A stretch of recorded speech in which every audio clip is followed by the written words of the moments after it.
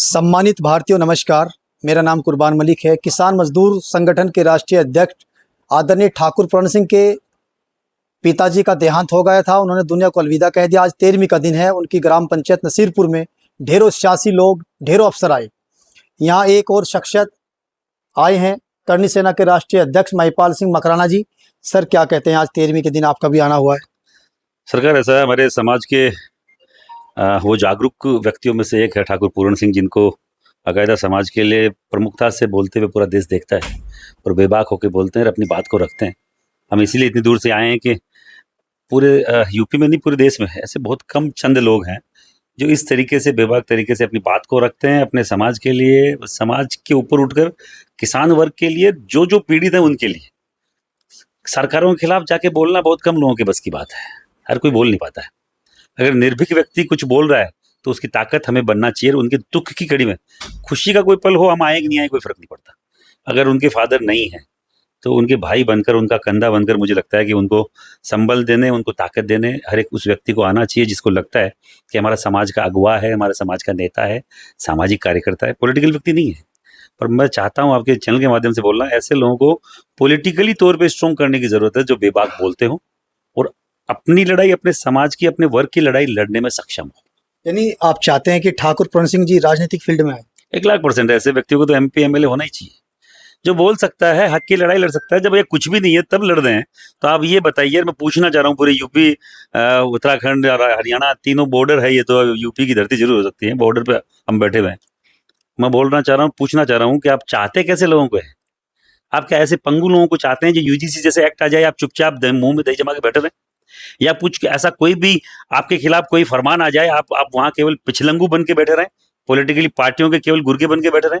ऐसे व्यक्ति न किसी भी कम्युनिटी को नहीं चाहिए, राजपूत को नहीं, किसी भी कम्युनिटी को ऐसा व्यक्ति नहीं चाहिए। ऐसा व्यक्ति चाहिए जो गलत को गलत और सही को सही बोलता हो। यहाँ गधे को घोड़ा बनाया जा रहा है और घोड़े को गधा बनाया जा रहा है और पूरा देश देख रहा है।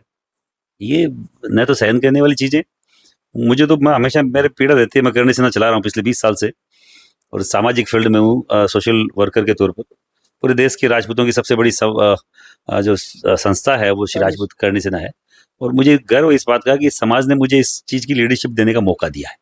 सर, आप करनी सेना के जरिए किस तरीके से अपने समाज के युवाओं को जोड़ते हैं और किस तरीके से वर्क करते हैं, थोड़ा सा बता दीजिए। सरकार, ऐसा करनी सेना एक ऐसा संगठन जिसके लिए किसी रजिस्ट्रेशन फॉर्म को भरने की जरूरत नहीं है। जो राजपूत जाति में जन्मा जाया व्यक्ति है वो करनी सैनिक ही है और ये करनी सेना किसी ऐतिहासिक पुरुष के नाम पे नहीं है। वो हमारी इष्ट देवी है राजपूत समाज की, जो करणी माता है। सामने आप फोटो देख रहे हैं जी। करणी माता के नाम पे ये संस्था बनी है। तो किसी भी, ऐसा नहीं है कि मैं मेरे कोई ऐतिहासिक पुरुष या मेरे कोई पारिवारिक व्यक्ति है उसके नाम से कोई संस्था चला रहा हूँ।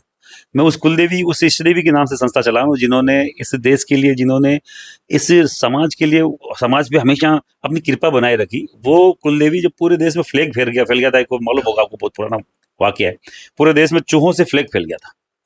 आज भी करणी माता के मंदिर में आप जाइएगा, लाखों की संख्या में चूहे हैं, कभी कोई बीमारी नहीं हुई।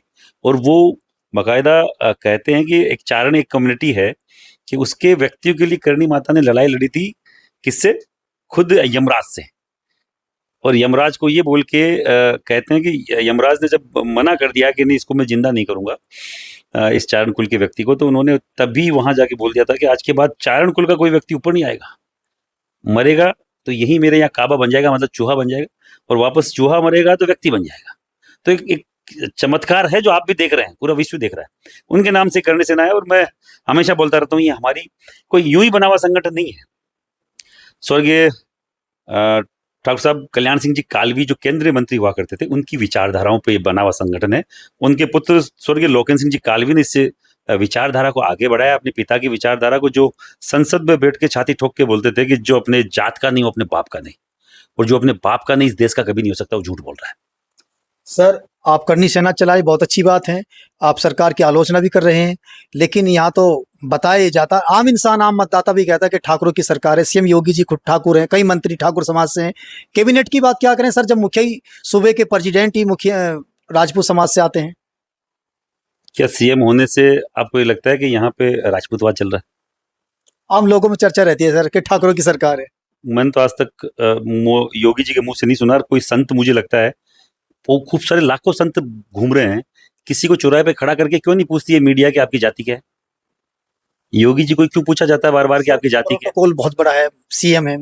सरकार, मैं बोल रहा हूँ कि खूब सारे और लाखों की संख्या में बड़े बड़े संत हैं जिनके लाखों की संख्या में फॉलोवर हैं, उनको चौराहे पे क्यों नहीं पूछा जाता कि आपकी जाति क्या है?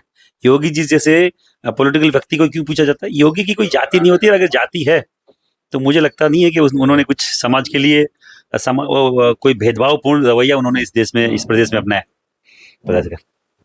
आपके चैनल के माध्यम से बोलना चाह रहा हूँ, ऐसा कुछ भी नहीं है। और अगर ठाकुरों की सरकार इस देश में होती या इस प्रदेश में होती तो 23 MP हुआ करते थे, 23 में से 18 कर दिए, 18 में से 7 कर दिए। ये ठाकुरों की सरकार है? यहाँ तो जो चलाने वाले लोग हैं ऊपर अलग कुछ लोग चला रहे हैं, कठपुतलियों की तरह लोगों को नचा रहे हैं। ये ठीक है, योगी बाबा अपना काम छोटा मोटा कुछ कर पा रहे हैं, छोटा मोटा से। हाँ, दूसरे स्टेट में तो कुछ भी नहीं कर पा रहे लोग। दूसरे स्टेट के सीएम तो केवल रबड़ स्टैंप है, केवल कठपुतली है उन लोगों की। और मैं आपके चैनल के माध्यम से बोल रहा हूँ, अभी यूजीसी आया, कौन सा नेता बोला है? कौन सा नेता बोला? मुझे एक नेता का नाम बताइए, एक MP, एक MLA, एक मुख्यमंत्री, एक मंत्री, किसी का नाम बताइए। इतने सारे स्वर्ण है, कोई बोलने की हिम्मत नहीं है। हम बोल रहे हैं ना, ये सब नाटक है। और बकायदा कोई भी शासन प्रशासन कोई भी हो, अगर इतनी बड़ी कम्युनिटीज के खिलाफ आप कुछ भी एक्शन लेंगे, इस तरीके का काला कानून लाएंगे, कुछ भी गलत फरमान जारी करेंगे, विरोध होगा। आज ये इंटरव्यू का समय नहीं है, आज तो केवल सांत्वना का, शोक का समय है। मेरे भाई हैं, इनके फादर नहीं रहे हैं ठाकुर पूर्ण सिंह जी, तो आज तो केवल यही बोल के जाऊंगा कि ऐसे व्यक्ति को आगे बढ़ाए और इनका संबल बने, इनकी ताकत बने। Thank you.